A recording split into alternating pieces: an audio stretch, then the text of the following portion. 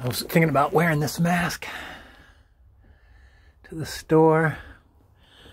Started working on the yard, did that section there. It's still, the grass is, even though it's sunny out, the grass needs to warm up, still wet. Pain in the ass. Oh, but I did do the front yard. I had this really great dream. Let's open up a malt liquor first. Let's do this.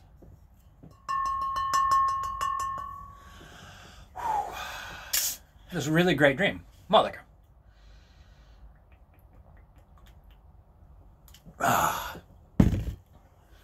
There's somebody that I used to work with, and I never really got to know them very well, but, you know, I know them. And then due to the power of Facebook, you know, like, you watch these, your friends, you know, grow older and have kids and buy houses and go on vacation, you know, like, I guess part of your mind absorbs these people as part of your everyday life, even though you might see them a couple times a year. I just dreamed, though, that this friend, I was sick at home and I was in my living room, which I've had a couple relatives get sick, and like moving the bed into the living room seems like a thing. Probably because that way they're in the heart of things, you know, day to day. Like they're not just trapped in a back room, hearing people do dishes and walk, you know, mow the yard. So I'm in my living room in a bed, and I'm thinking, I'm sick. I'm thinking, oh man, this isn't good. And I look out the window, and it's like really deep snow, like snow that's too deep to drive in. And here comes this old coworker marching through the snow, and Akila's jumping up and down, which is adorable because he can't jump up and down anymore. And my coworker stops in my front yard. They're heading towards my door, but then they turn a little bit and see Akila, and then they start jumping up and down in the snow. So they're just boom, boom, boom, boom, boom, boom, boom.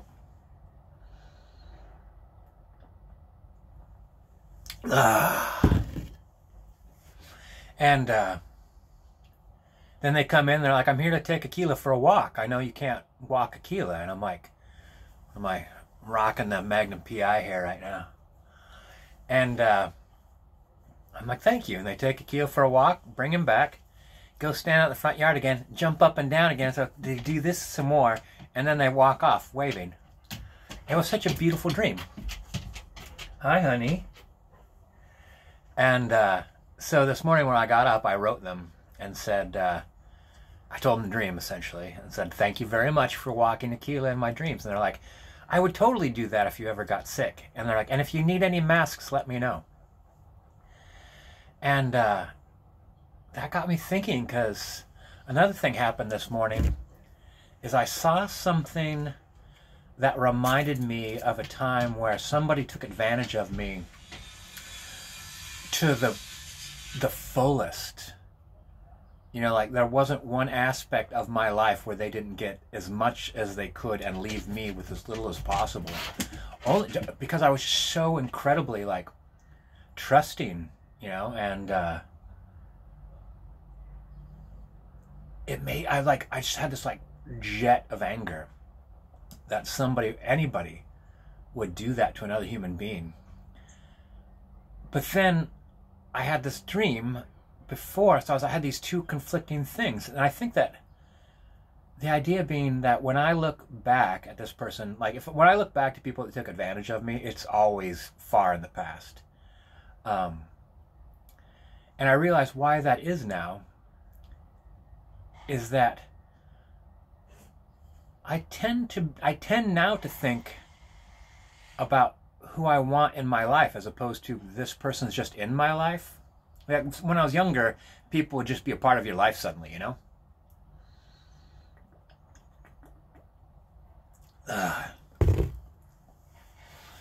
And now I realize that, like, you know, very few people in my life. Now I realize that the kind of people are in my life are the kind people, the kind people that would like say, hey, do you need masks? I'm sewing masks. I can bring you over a couple. When another friend, a different friend, actually came over and dropped off a couple masks for me.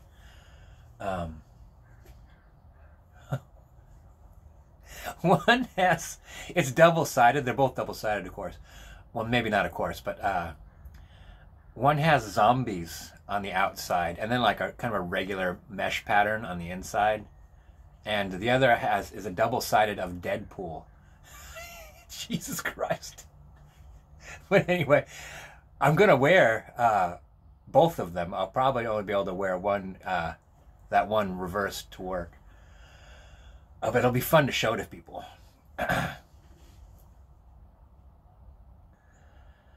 Yeah. I think that part of my problem when I was younger, I think it was, I was naive, but my naiveness was based on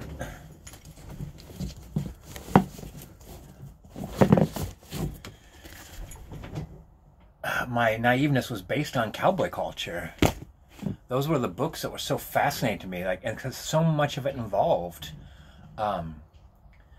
conflict between positive and negative ideals of what you think is right, the right way to behave.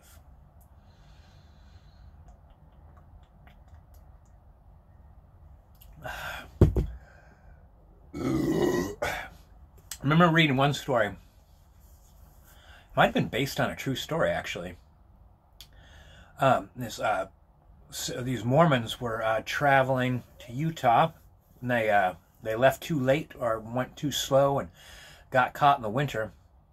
And someone out traveling found them and then came to the community and said, there's a shitload of people out there trapped in the snow. And the community's like, all right, well, how many, Joe, can you take? How many? They all divided up how many people could come live in their houses. They accounted for all the people. They traveled out there, got them, brought them all back, and they stayed there, I believe, almost all winter. But the Utah Mormons that were expecting them, so it was however long they expected those people to arrive in Utah, and then they didn't arrive, and then it got so late, they're like, these people are late, and they started heading out. So they headed out in wintertime. They didn't just wait like, oh, we'll go check once the weather gets better. And they arrived at this community. They found them. And there was this part of the chapter where the person in charge of the Mormons kept track. He was basically kept track of like how many blankets these Mormons use, how much food did they eat every day, what did they need, did they need and did they receive clothing, what about the horses and the wagons and like all these things that the settlers went out and pulled all their belongings to. So at first I thought, geez, that seems a little like, so you helped them, but how much did you help them? That's what it seemed like to me. But then that when spring, summer came,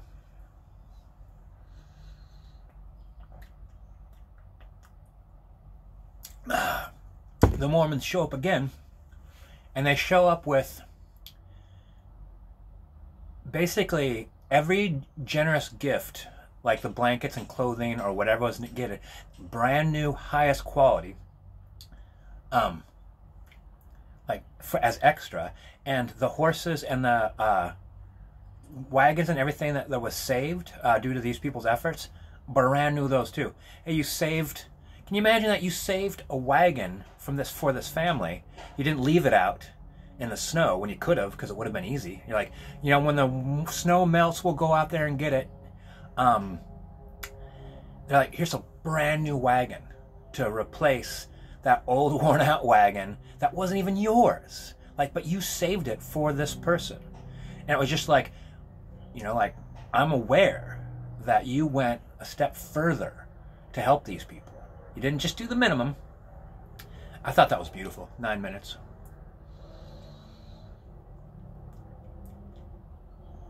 I think that was a little bit of my problem when I was younger. I thought that that being generous was the way to be, and it is true. But there's people in this life, like this one person actually saw me doing something nice for somebody else.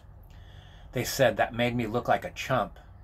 And I thought, wait a minute, I've done that for you. And they're like, well, yeah, but I've said this over and over again because it really fucking stuck in my head. Yeah, but you like doing nice things for me. I'm like, I like doing nice things for people. You know, like, so, like, they're like, part of their value from me is that they didn't want me to help other people in the same way. Like I went to the coast. I drove some friends to the coast once, and I brought these really great set of binoculars, and we were looking at whales, and there was a group of people, and they kept looking over at us because we could see these whales really good, and I'm like, you guys want to use the binoculars? And my friends, who did not bring binoculars, were angry at me for being generous to them, these strangers, with my binoculars so they could see the whales. Yeah, I just don't hang out with people like that anymore. I think back then I was just surprised and figured, oh, maybe they're tired or hungry or anything like that. But then I realized that's who they are. It's the kind of people they are. I was dating this girl, and I always like ask her where she'd like to go out to eat. She'd name this restaurant and go, all right. And we'd go there and it'd be a lot of money. And she's like, you want to hang out tomorrow? And I'm like, yeah, what do you want to do? She's like, oh, let's go out. Let's go out. There's other place I heard that we're going out to eat. And like, we did that for about a week and a half. And she's like, can we go to such and such restaurant today? And I'm like, honey, you've wiped out my my checking. Like in a week and a half, my checking's completely wiped out. Like, so I'm just down to my savings right now. She's like, well, don't you have access to your savings? I think now that would be a really clear red flag. But back then I just thought, like, maybe this person's confused. Like, no, you don't. Once you spend all your money, then you don't spend all your savings, because then you don't have any money. But it didn't matter because it was my money and not her money. Oh well, live and learn. Malt liquor.